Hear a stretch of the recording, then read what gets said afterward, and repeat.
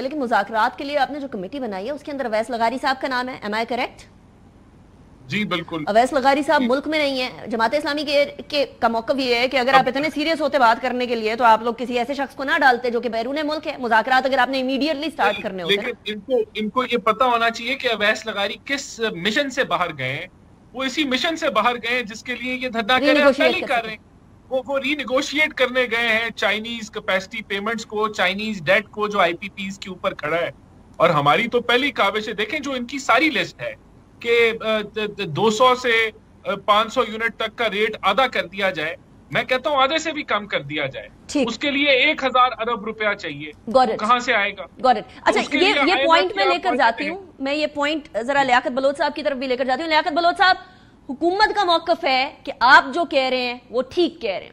جتنا ہماری کیپیسٹی ہوئی ہم ری نیگوشیٹ کریں گے. اس سے پہلے آپ کے ڈیمانڈ سے پہلے یہ اویس لغاری صاحب جو ہیں وہ اس ٹائم پر چائنیز سے ری نیگوشیٹ کرنے کے لیے گئے ہوئے ہیں کہ آئی پی پیز کا یہ جو معاہدہ ہے اس کو تھوڑا سا ری نیگوشیٹ کریں, پاکستان کو کچھ بریدر دیں.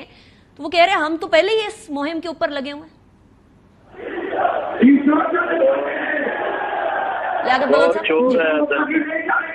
جی میں سوال دوہرا دیتی ہوں. حکومتی موقف رانا صاحب نے ابھی یہ دیا ہے کہ ہم جو ڈیمانڈ آپ کر رہے ہیں آئی پی پیز کے ساتھ ری نیگوشیٹ کرنے والی, ہم we are already on it, ہم پہلے ہی یہ کام کر رہے ہیں. اویس لغاری صاحب بھی اسی چکر میں چین گئے ہوئے ہیں.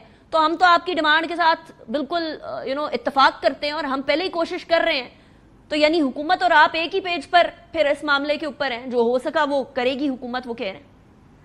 اگر کوئی وہ کرنا چاہ رہے ہیں تو ہماری طرف سے کوئی رکاوٹ نہیں ہے. وہ نیگوشیٹ کرنا چاہتے ہیں تو ہم اس کا ویلکم کرتے ہیں.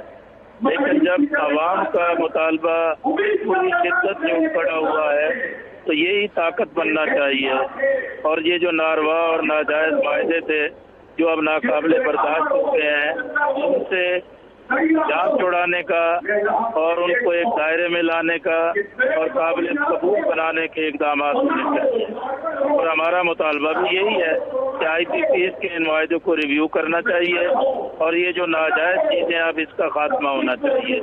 اب ہر اعتبار سے قومی معیشت اس قدر بانجھ ہو گئی ہے, لوگوں کی مشکلات اس قدر بڑھ گئی ہیں, جہاں سے بھی ریلیف مل سکتا ہے پاکستان کے عوام کے لیے ریلیف حاصل کرنا چاہیے. اچھا لیاقت بلوچ صاحب, کیا اس دھرنے کا ایم صرف یہی ہے کہ ریلیف ملے؟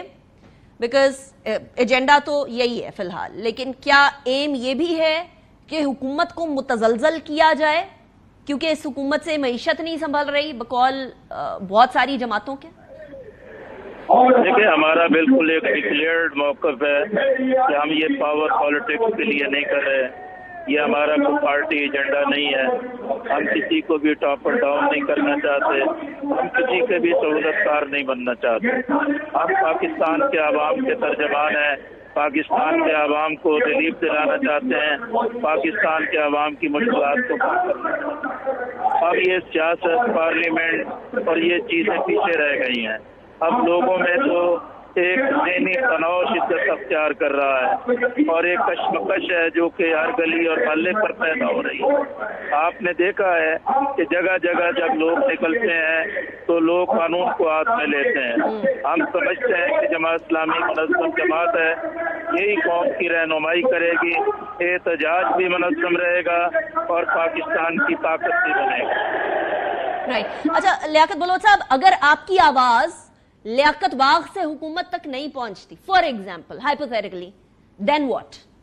میرا خیال یہ ہے جی کہ حکومت نے خود رابطہ کیا ہے. انہوں نے کہا کہ ہم مذاکرات کرنا چاہتے ہیں, وزراء نے آج بھی رابطے کیے ہیں. تو انشاءاللہ ہم چاہتے ہیں کہ یہ پرامن طریقے سے مذاکرات کے ذریعے یہ مسائل حل ہونے چاہیے. بنیادی چیز ہے کہ عوام کو ریلیف مل جائے. جی ٹھیک ہو گیا.